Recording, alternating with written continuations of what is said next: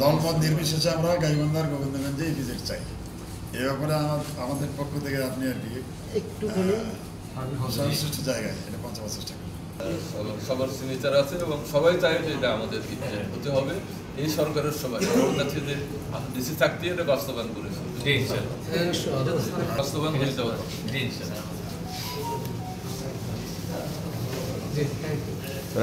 ওয়ালটন এখন দেশের সীমানা পেরিয়ে পৌঁছে গিয়েছে 50টিরও বেশি দেশে। ওয়ালটন, ঘরে ঘরে বিশ্বজুড়ে স্থাপন করা হবে। সেই সিদ্ধান্ত এখনো বহাল আছে। আর সরকার পরিবর্তনের পর বর্তমান সরকারের কাছে আমরা দাবি জানাচ্ছি এবং ডিসি সাহেবের মাধ্যমে আমরা প্রধান উপদেষ্টার স্মারকলিপি দিয়েছি যাতে অবিলম্বে এই ইপিজেড স্থাপন করা হয়। ইপিজেড স্থাপন হলে 2 লক্ষ মানুষের কর্মসংস্থান হবে। আর গোবিন্দগঞ্জ উপজেলা হচ্ছে যে রংপুর ডিভিশনের প্রবেশদ্বার। এটা হচ্ছে যে 8টা জেলার প্রবেশদ্বার হলো গোবিন্দগঞ্জ। গোবিন্দগঞ্জ সমৃদ্ধ উপজেলা।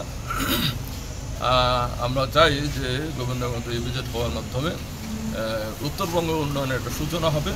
আর গোবিন্দগঞ্জ জনগণ সেটা পার্টিসিপেট করতে পারবে। গোটা গাইবান্ধা জেলায় সহ যত 8টা জেলা আছে সব জেলাতেই আশপাশের জেলায় উন্নয়নের ছোঁয়া লাগবে। এ ব্যাপারে কিছু সংকীর্ণতা দেখা যাচ্ছে, দেরি করা হচ্ছে। আমার কাছে অবিলম্বে এটা স্থাপন করা হোক। গাইবান্ধা জেলার অনেক উন্নয়ন কাজ এখনও সম্পন্ন হয়নি, রাস্তাঘাট ব্রিজ কারবার থেকে।